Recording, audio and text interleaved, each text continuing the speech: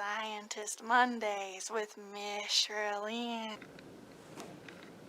Hi guys, welcome to Mad Scientist Monday with Miss Sherilyn, Children's Librarian at the Wayne County Public Library. So today we are going to do aluminum rocks. I have a really hard time saying that word. Aluminum rocks. Aluminum rocks. Okay, anyway. Aluminum. Aluminum rocks. Okay. So today we have two different things of aluminum foil. We have Great Value from Walmart. And we have Reynolds wrap. So usually my family uses either one. It don't matter. You should be able to find this at home. You do need a parent. You have to have adult supervision. It is required. Required. So we're finding an adult person right now that you can do these aluminum rocks with because it's super fun and super cool. We're going to do it. So before we get started, Mad Scientist Crazy Laugh Monday. Ready? Count three. 1, 2, 3. So after that's done, we're going to do aluminum rocks, and I'm featuring my book that I have. It's super cool. I've got all these fun things to do with you guys. So, aluminum rocks. What you need: aluminum, hammer, safety goggles. And if you don't have these, get an adult because they will help you find some. Promise. So, what you're going to do, you need 3 to 4 pieces of the paper, the aluminum foil. So, have an adult tear it off, or if you're over 12, you can do it yourself. So there is sharp edges. We're going to tear one for Great Value brand, or we're going to tear one for Reynolds wrap. You can use different kinds at home, make more aluminum rocks. They're supposed to look like moon rocks. Moon. So, here we go. Reynolds wrap. And you're going to use your hands and roll each piece up into a ball as tight as you can do it. So here's Reynolds wrap. It's the tallest little ball that I've got. And Great Value. We're going to see if we can make it tinier than that one.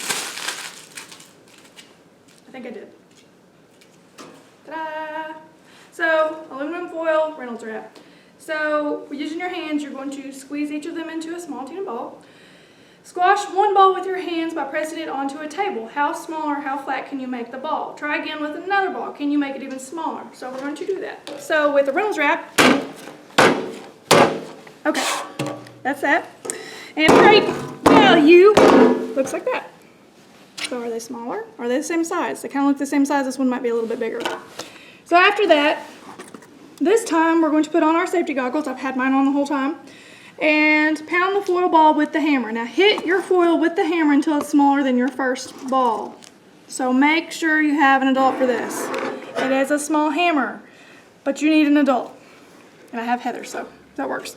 So we're going to beat our little thing and make it a little bit hectic, noisy. Bear with me. We're going to see what it makes. And make sure you don't have your hands on the mat. I don't need to do that. Whoops.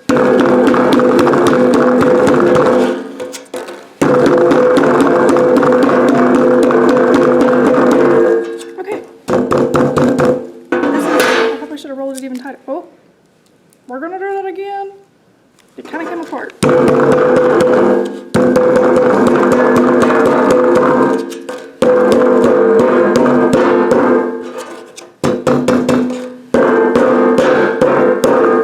Okay, there's the Reynolds wrap. Now we're going to do aluminum foil from Great Value.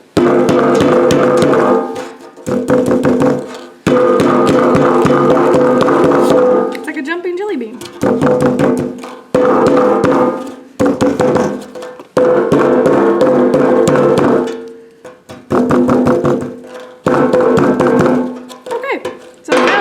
Kind of different.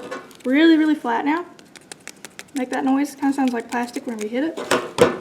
Okay, so we're gonna, if you're at home, you can make a third foil ball, squash it and whack it like you did with the last one, but this time pound the foil as hard as you can to smash it as close to completely flat as you can.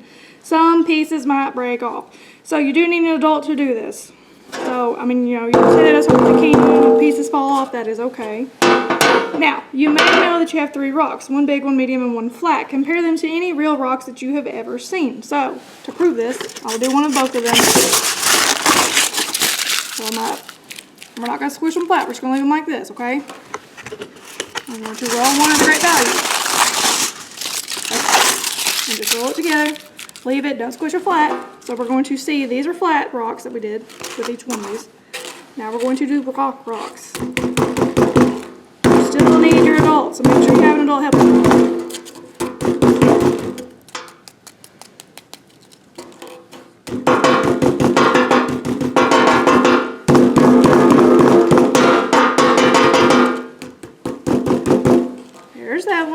And see, my pieces are trying to fall off.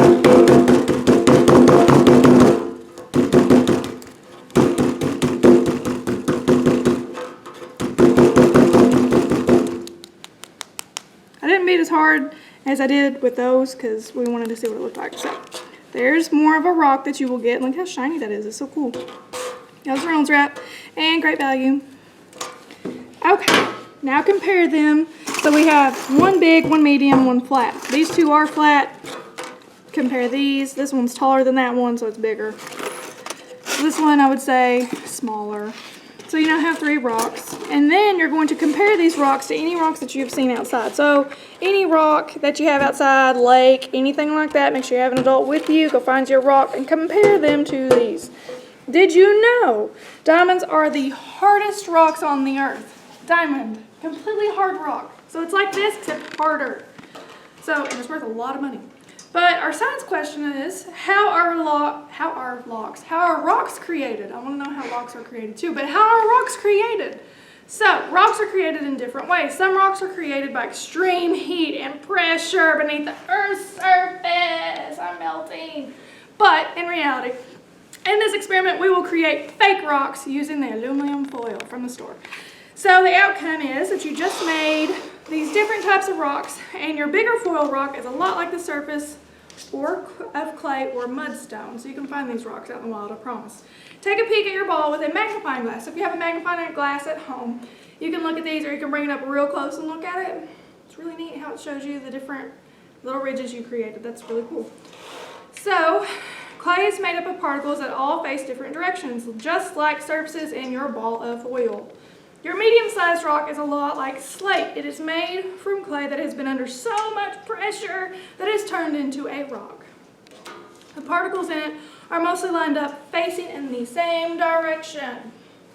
So the thinnest rock is the most similar to the type of rock called a cyst. Do you make any pieces break off with your vigorous pounding? Almost yes. That is called shearing. This rock is more fragile and more dense than these others.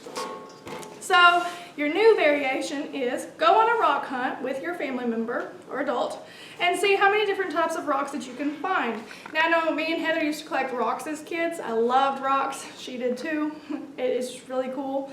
So bring a crown and a piece of paper for your rock, and you can create a rock rubbing over top of it. I don't have a pencil or paper with me, otherwise I would show you.